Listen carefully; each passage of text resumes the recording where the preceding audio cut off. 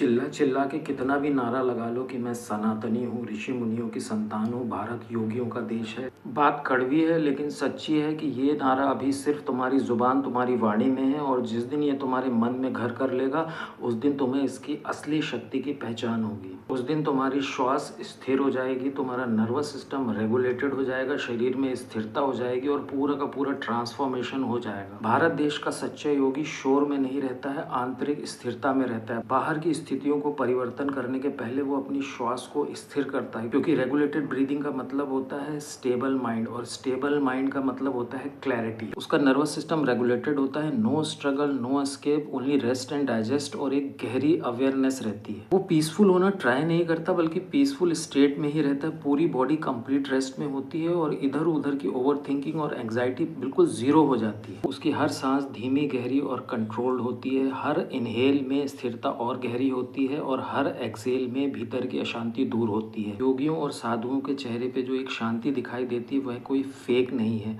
उनकी आंखों की गहराई, उनके चेहरे पे एक नेचुरल स्माइल, ये सब भीतरी स्थिरता का परिणाम है। सनातनी होना कोई मान्यता नहीं है, ये एक अभ्यास है जहाँ श्वास के माध्यम से मन स्थिर होता है। और जब मन स्थिर होता है तो व्यक्ति परिस्थितियों से प्रभावित नहीं होता बल्कि उन्हें स्पष्टता से देखता है। सनातनी होना केवल एक पहचान नहीं है, यह चेतना की एक अवस्था है जहाँ शरीर विश्राम में होता है, श्वास संतुलित और मन स्थिर। इस अवस्था में बाहरी संसार तो वही रहता है, बस उसे अनुभव करने का तरीका बदल जाता है, और यही है सनातन की वास्तविक शक्ति।